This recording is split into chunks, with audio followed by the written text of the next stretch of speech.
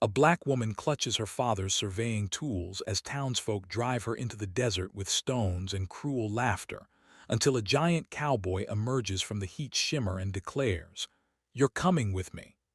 The mob sees her as nothing, an uppity woman who will die forgotten in the wilderness like so many before her.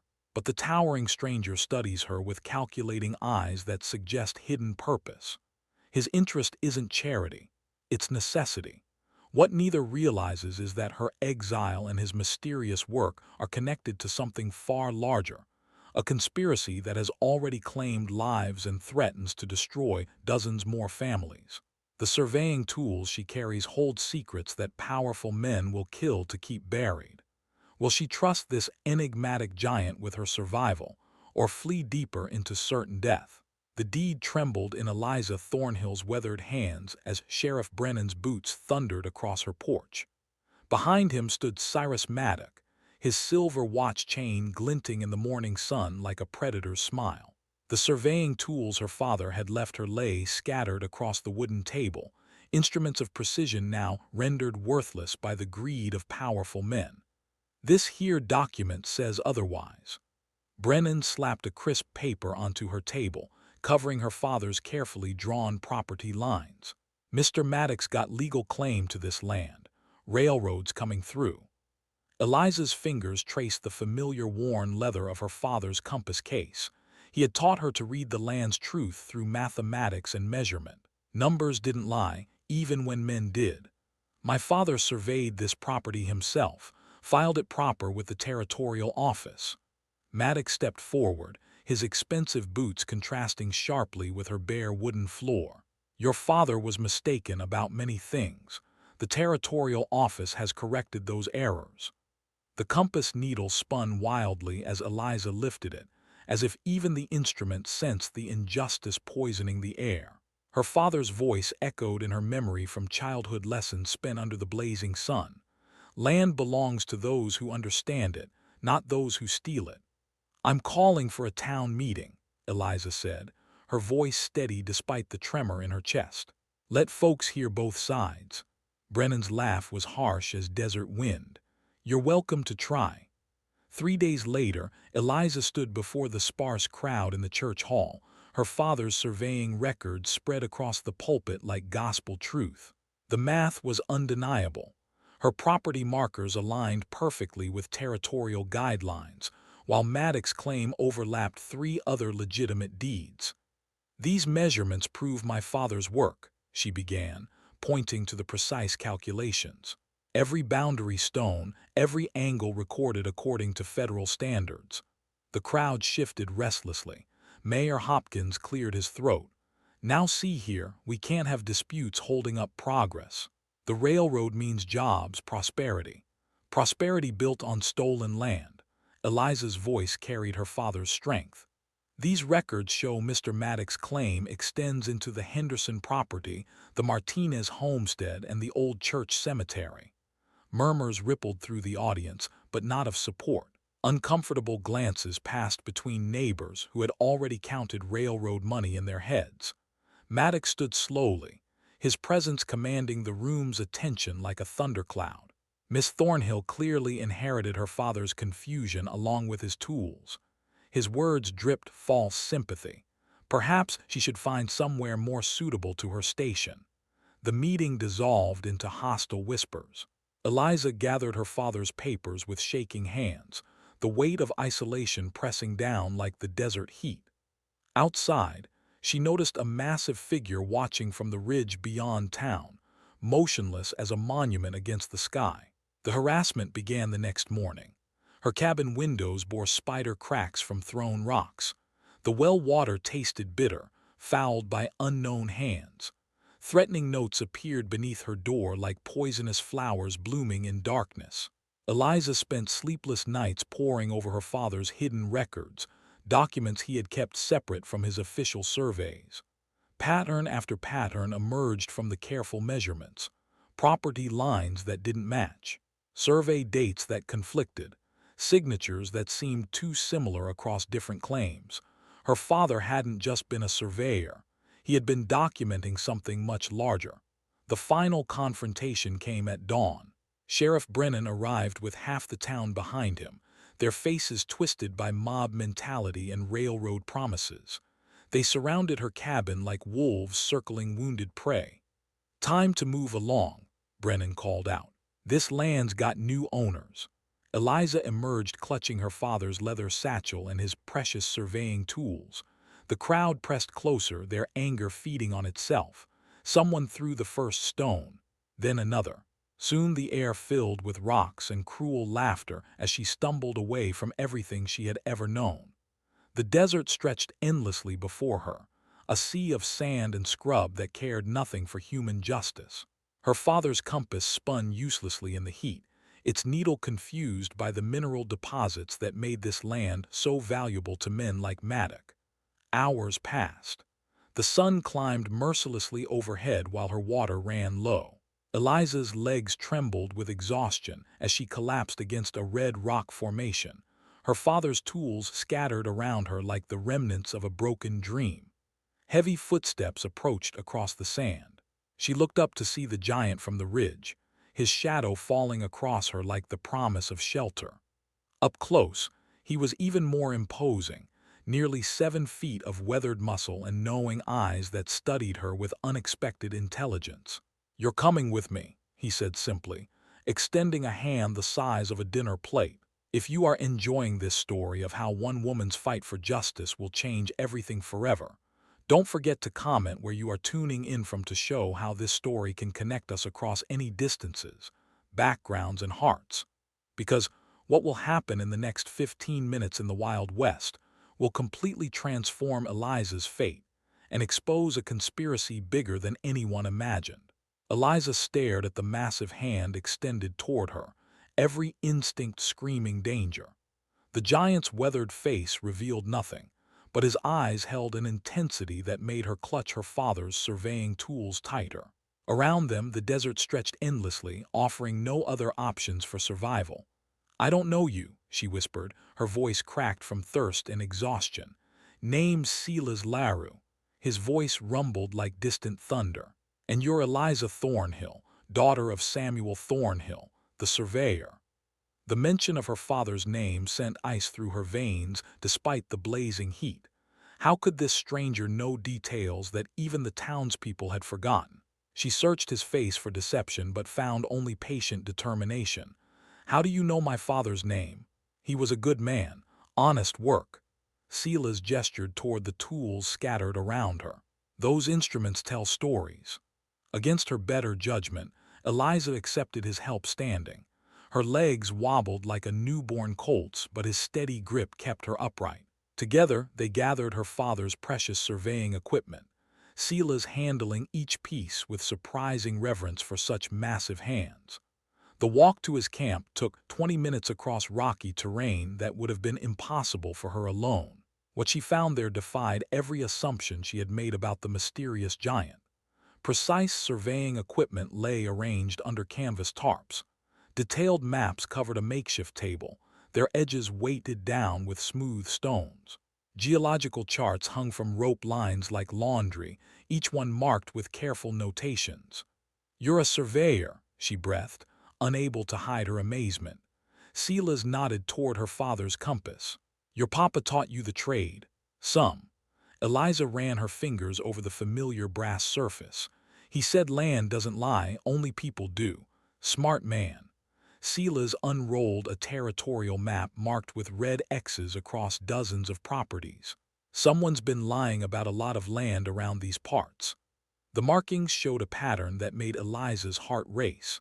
Property after property marked with symbols indicating disputed ownership, fraudulent claims, and families driven from their homes. Her own land sat in the center like the hub of a wheel, connecting lines of corruption that stretched across the entire territory. "This is bigger than just my property," she whispered. Silas pulled out a leather portfolio, thick with official documents. The territorial seal gleamed from multiple pages, each one bearing signatures that carried the weight of federal authority. He opened his credentials slowly, like revealing a hand of cards that would change the entire game. "I'm a federal surveyor for the territorial government." His voice carried new authority. been investigating fraudulent land claims for 6 months. Eliza's world tilted on its axis. The giant who had rescued her from certain death wasn't just another drifter or bounty hunter. He represented the very justice she had begged the townspeople to consider. Her father's compass spun wildly in her trembling hands. "The government sent you." Reports kept coming in about survey irregularities, property disputes, families losing land they'd owned for years. Silas traced the red markings on his map. "Your father's name appeared in several complaints. Seems he noticed things that made certain people nervous." The implications crashed over her like a flash flood. Her father hadn't just been a surveyor documenting land. He had been gathering evidence of systematic fraud, piece by careful piece. The hidden records she had found weren't mistakes or confusion. They were proof. "They killed him for it," she said, the words tasting like poison. "Can't prove that yet, but his work points to something much bigger than one railroad route." Silas spread additional documents across the table. "Needs someone who understands his methods, someone who knows the local families and their legitimate claims." Eliza stared at the official papers that could transform her from exile to federal investigator. The irony burned almost as hot as the desert sun. The same townspeople who had driven her away with stones would have to respect federal authority, even when it came attached to a woman they despised. "You're offering me a job, partnership." Silas's massive frame cast a shadow across the evidence spread between them. Official territorial surveying assistant, federal backing, legal authority to examine any property records in the territory. Her father's compass finally settled, its needle pointing steady and true toward magnetic north. Like the instrument, Eliza felt herself aligning with a purpose larger than personal revenge or simple survival. Justice had found her in the desert, wearing the unlikely face of a giant cowboy with government credentials. "What would I have to do?" "Help me map the truth." Silas gestured toward the surveying tools that had been her only inheritance. "Use what your father taught you to expose every fraudulent claim, every forged document, every family that's been cheated." Eliza lifted her father's transit level, its brass surface reflecting the afternoon sun like a beacon. The same hands that had taught her to read the land's honest measurements had also documented the lies that powerful men told themselves. Now those skills could serve something greater than private property or personal gain. "When do we start?" Silas smiled for the first time since she had met him, the expression transforming his weathered features from intimidating to almost gentle. He pulled out a badge from his shirt pocket, its silver surface engraved with territorial authority that would make Sheriff Brennan and Cyrus Maddock think twice about their next moves. "Right now, partner." The sunrise painted the desert crimson as Eliza and Silas began their systematic investigation of the Henderson property, the first red mark on his territorial map.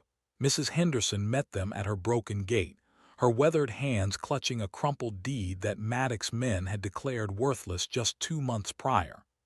"They said my husband's signature was forged," Mrs. Henderson whispered, her voice brittle as autumn leaves. "20 years we worked this land." Eliza knelt beside the original survey markers her father had placed, their brass caps still gleaming despite years of weather. The measurements matched perfectly with the Henderson deed, but the new survey stakes driven by Maddox's men sat 15 feet inside the legitimate boundary lines. "Your husband's claim is valid," Eliza announced, her father's transit level confirming what the mathematics had already proven. "These new markers are fraudulent." Silas documented everything with methodical precision, his federal credentials transforming their investigation from trespassing into official territorial business. Each photograph, each measurement, each sworn statement built an unshakable foundation of evidence that would stand up in any honest court. By noon, they had visited 3 more displaced families, each story following the same heartbreaking pattern. Original surveys declared invalid. New claims filed by Maddox or his associates. Families driven away with legal documents that crumbled under federal scrutiny like sand castles in the tide. The Martinez homestead revealed the most damning evidence yet. Eliza's father had surveyed their property just 6 months before his death, his signature clear and unmistakable in the territorial records. But Maddox's claim showed a different survey dated 2 weeks later, supposedly signed by Samuel Thornhill but bearing handwriting that made Eliza's blood boil. "He forged my father's signature," she said, comparing the documents side by side. "This isn't even close to Papa's hand." Silas studied the signatures through his magnifying lens, then pulled out a small leather journal from his coat pocket. The worn pages contained samples of authentic surveyor signatures from across the territory, collected during his months of investigation. Her father's real signature stood out like truth among lies. "Got at least 12 forged documents bearing your father's name," Silas revealed, "all of them filed after his death." The pattern became clearer with each property they examined. Samuel Thornhill had been building a case against the fraud network, one careful measurement at a time. His hidden records weren't just personal notes. They were evidence that powerful men would kill to suppress. Their investigation drew attention like blood draws vultures. Sheriff Brennan appeared at the Martinez property just as they finished documenting the fraudulent boundary markers, his face twisted with barely contained rage. "You got no authority here," he snarled at Eliza, pointedly ignoring Silas and his federal credentials. "Federal surveyors have authority everywhere in the territory," Silas replied calmly, his massive frame casting Brennan into shadow. "Unless you want to explain to territorial headquarters why you're interfering with official business." Brennan's hand drifted toward his gun, then thought better of it when he noticed Silas's own weapon hanging from his hip. The sheriff spat into the dust and stalked away, but his parting glare promised future trouble. That evening at their camp, Eliza pored over survey records by lamplight while Silas maintained their equipment. The mathematics told a story more damning than any witness testimony. 53 properties showed irregularities. 41 families had been displaced. Over 12,000 acres had been fraudulently transferred to Maddox and his associates. "It's not just about the railroad," Eliza realized, her father's compass spinning as she traced property lines on the territorial map. "He's stealing everything valuable: water rights, mineral deposits, grazing land." Silas looked up from cleaning his surveying instruments, tools that had once helped build railroads before his conscience drove him to seek redemption through justice. The lamplight carved deep shadows across his weathered face as painful memories surfaced. "I used to work for men like Maddox," he admitted quietly, "railroad executive back in Kansas. Watched them steal land from families, told myself it was progress." The confession hung between them like smoke from their campfire. Eliza understood now why he had recognized her father's surveying methods so quickly, why he handled displaced families with such gentle respect. Guilt was a powerful teacher.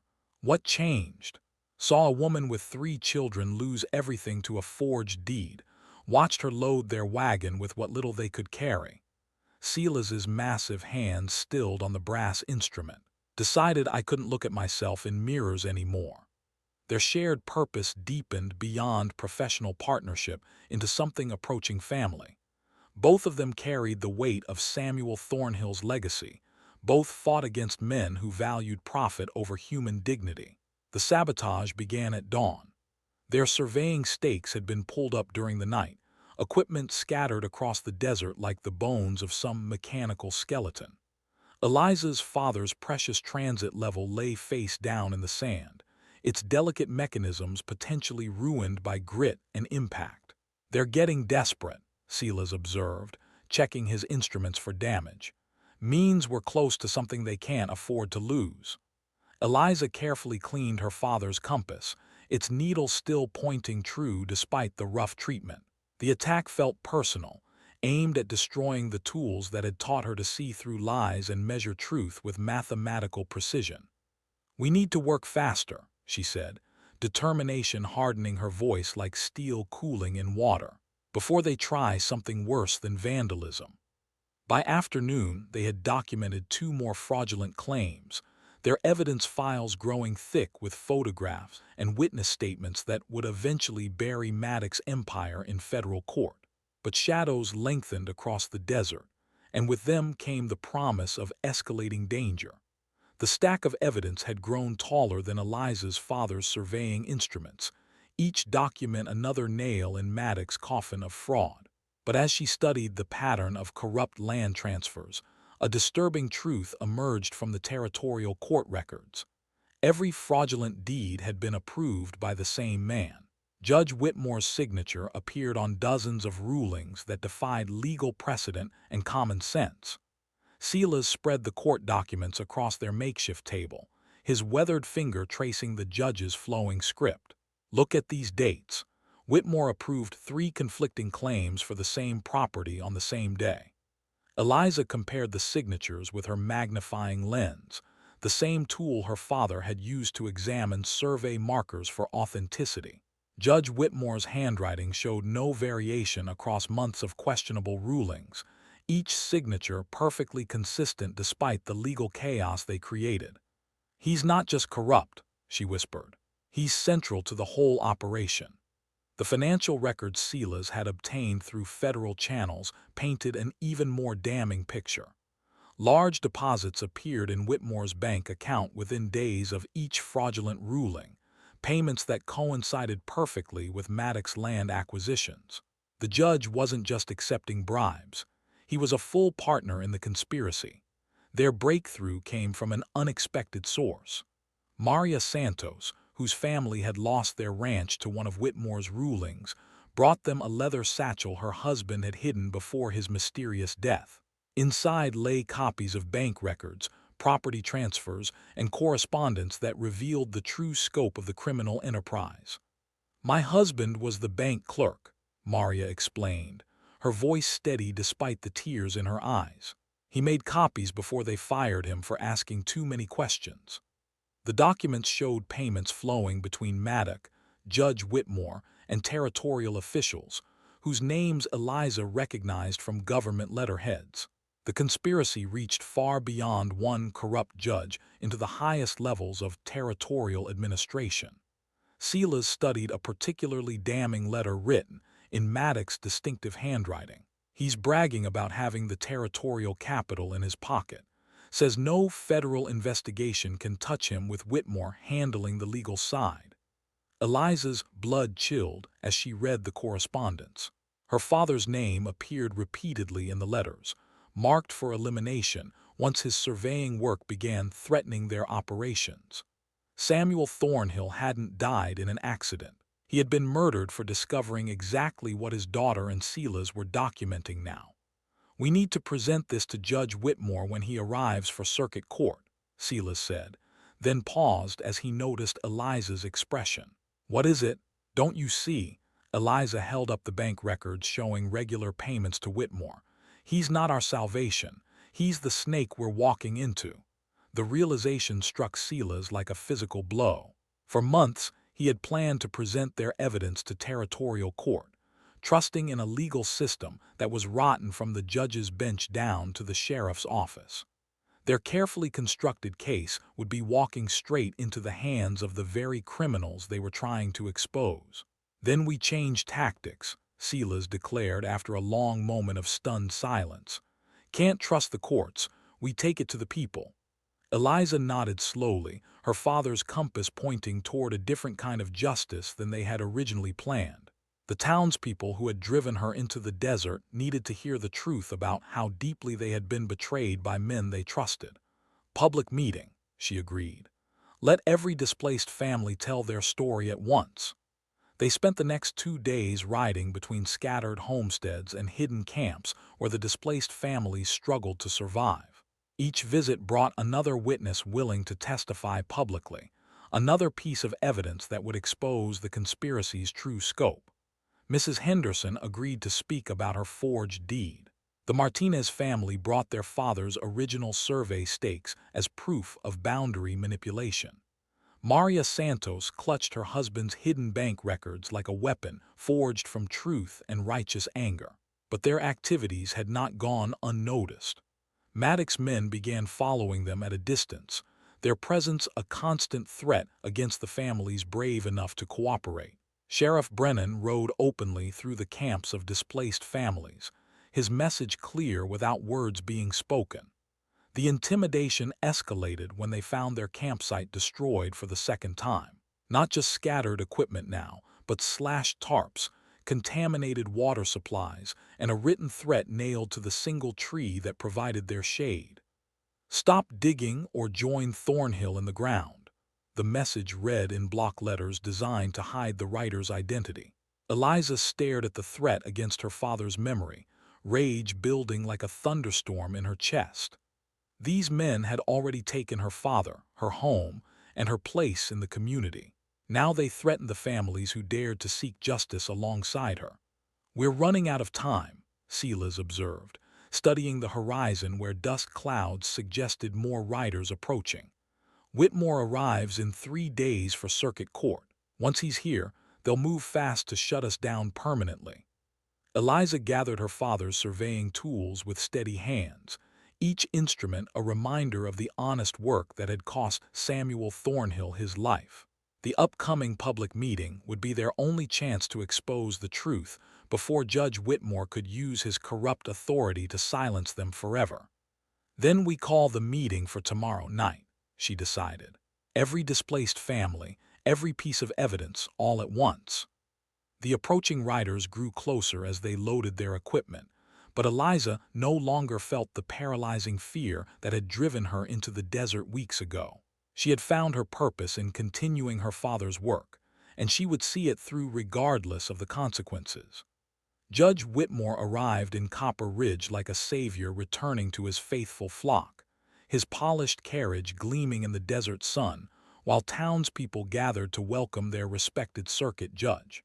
Eliza watched from the ridge through her father's surveying scope, her stomach twisting as she recognized the elaborate charade playing out below. "Look at them celebrating," she whispered to Silas, who crouched beside her among the rocks. "They think he's here to bring justice." The judge's first stop was Maddox's mansion, a private meeting that lasted 2 hours behind closed doors. Through the scope, Eliza could see animated gestures and document exchanges that confirmed her worst suspicions. Their enemy knew exactly what evidence they had gathered and was planning accordingly. "He's been feeding them information all along," Silas realized, his massive frame tense with barely contained fury.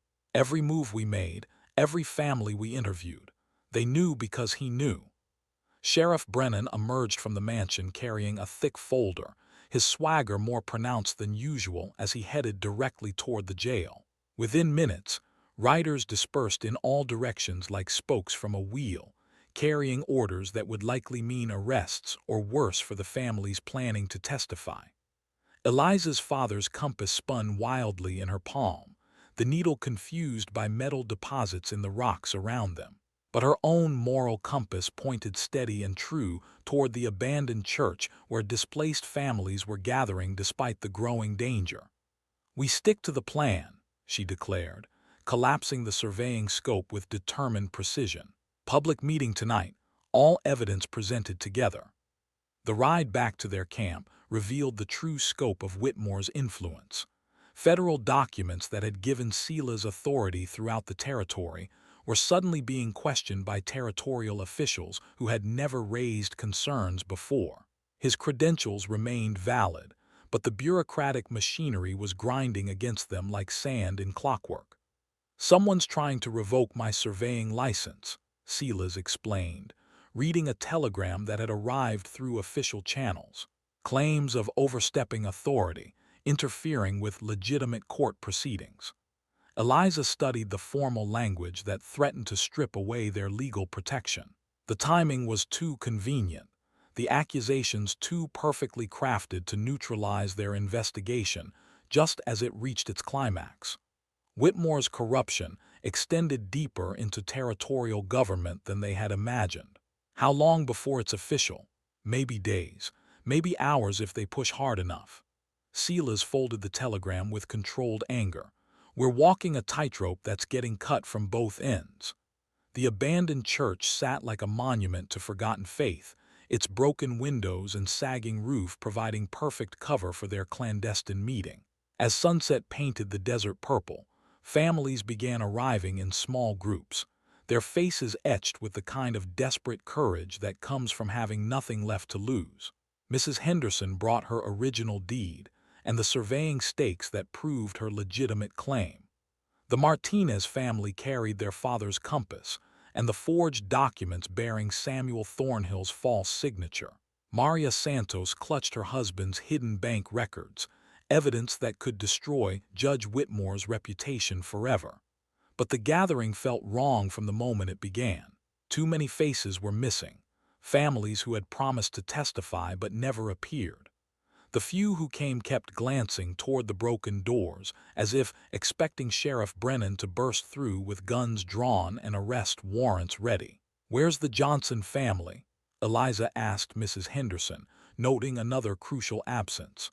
"Riders came to their camp this morning, told them testifying would be dangerous for their children."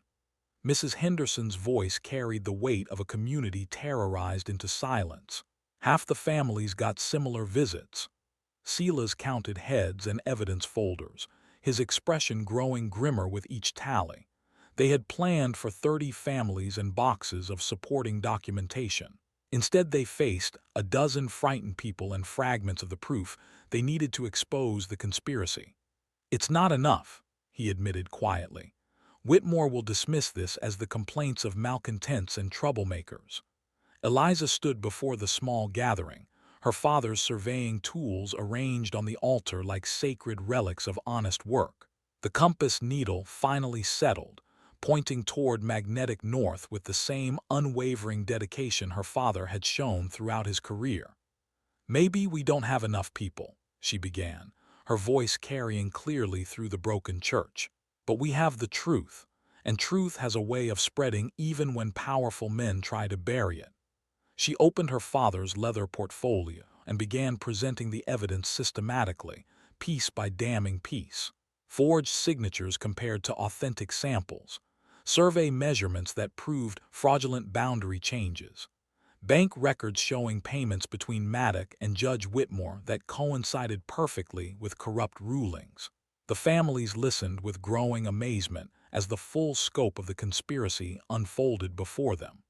They had each suffered individual injustices, but seeing their experiences connected revealed a pattern of systematic theft that had robbed the entire territory.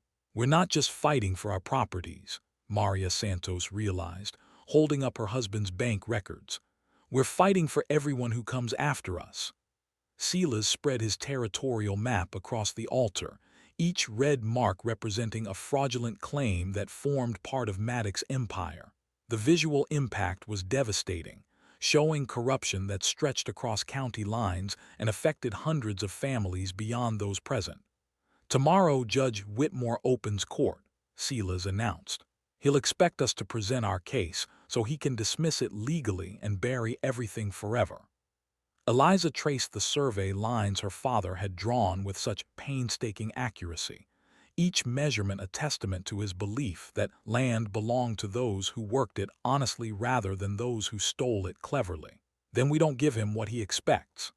The town square buzzed with confused energy as Eliza stood on the church steps, her father's surveying instruments gleaming in the morning sun like weapons forged from truth. Word had spread overnight that the federal surveyors were making a public announcement, drawing curious townspeople who expected another failed attempt at legal challenges. Judge Whitmore sat prominently in the front row, his confident smile betraying no concern about the evidence Eliza was about to present. Behind him, Maddock and Sheriff Brennan flanked their positions like generals preparing for a battle they believed was already won.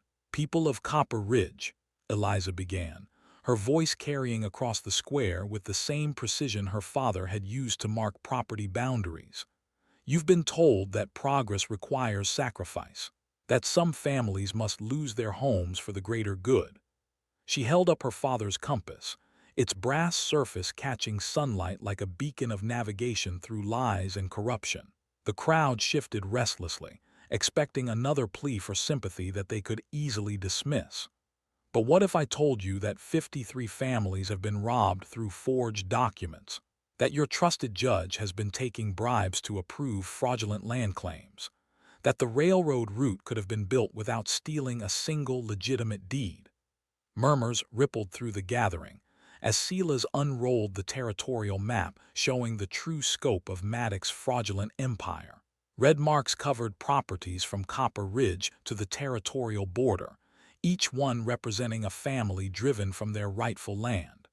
Judge Whitmore stood abruptly, his judicial robes lending authority to his commanding presence. Miss Thornhill, these wild accusations have no place in civilized discourse. If you have evidence, present it in my courtroom under proper legal procedures. Your courtroom.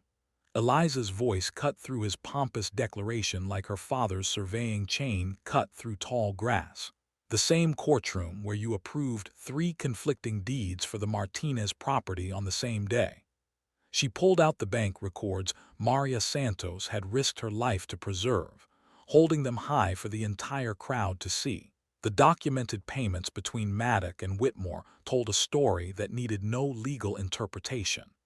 These records show Judge Whitmore receiving $5,000 within days of ruling against the Henderson family, another $3,000 after approving Maddox's claim to the old church cemetery, payment after payment, ruling after ruling. Silas stepped forward with his federal credentials, his massive presence commanding attention even as bureaucratic threats circled around his authority. I'm a territorial surveyor investigating systematic fraud. These aren't accusations, they're documented facts. The crowd's mood began shifting as families recognized their own stories in the pattern of corruption being revealed. Mrs. Henderson stood up from her seat, her original deed trembling in weathered hands. "They told me my husband's signature was forged," she called out, her voice gaining strength with each word. "But it was their new survey that was fake. My deed is real." More voices joined the chorus as displaced families found courage in shared testimony. The Martinez family displayed their father's authentic survey markers alongside the fraudulent stakes Maddox's men had planted. Each piece of evidence built upon the others like stones in a foundation that could not be shaken. Judge Whitmore's confident facade cracked as his corrupt rulings were dissected publicly, each decision exposed as part of a calculated conspiracy rather than judicial wisdom. His attempts to restore order fell on ears that were finally hearing truth after months of carefully crafted deception. "This is highly irregular," Whitmore protested, but his authority was crumbling like sand castles in rising tide. Legal proceedings require proper venue and established procedures. Legal proceedings.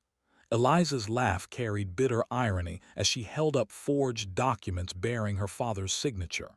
"You mean like the legal proceeding that declared my father's authentic survey invalid, while approving documents signed 2 weeks after his death?" Sheriff Brennan moved toward the makeshift podium, his hand resting on his gun in a gesture meant to intimidate through implied violence. But the crowd had grown too large and too angry to be controlled by one corrupt lawman's threats. Silas intercepted Brennan with calm determination, his federal authority still valid despite attempts to undermine it through bureaucratic manipulation. "I wouldn't recommend interfering with a territorial investigation, Sheriff." The breaking point came when Maddox himself stood to address the crowd, his silver watch chain glinting as he attempted to restore control through practiced charm and promises of prosperity. "These people are troublemakers trying to stop progress," he declared, gesturing dismissively toward the displaced families. "The railroad will bring jobs, growth, a better future for everyone." "Built on stolen land," Maria Santos interrupted, waving her husband's bank records like a battle flag. "Paid for with bribes and murder." The word hung in the air like gunpowder smoke as the full implications of the conspiracy became clear. Samuel Thornhill hadn't died in an accident. He had been silenced for discovering the same evidence his daughter now presented to the light of day. By noon, territorial marshals summoned by concerned citizens were examining the evidence firsthand. Judge Whitmore's protests about jurisdiction and proper procedures fell silent when federal investigators confirmed the authenticity of the bank records and forged documents. Sheriff Brennan found his own authority stripped as territorial law enforcement took control of the investigation. Maddox's empire of fraudulent land claims collapsed like a house of cards in a windstorm, each property returning to its rightful owners through legal channels that actually served justice. Eliza stood in the surveying office she had established 6 months later. Her father's instruments now used to help families secure proper documentation for their restored properties. Through her window, she could see the railroad route that had been built along legitimate easements purchased at fair prices from willing sellers.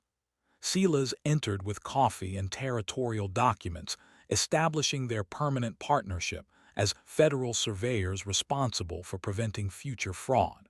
His redemption was complete, his past mistakes transformed into present purpose through dedication to honest work. "New assignment came in," he announced, spreading maps across their shared desk. 3 counties over, reports of survey irregularities affecting mining claims. Eliza smiled as she picked up her father's compass, its needle pointing true north toward another opportunity to serve justice through precise measurement and unwavering truth. The tools that had once made her an exile now made her indispensable to a territory learning to value integrity over expedience.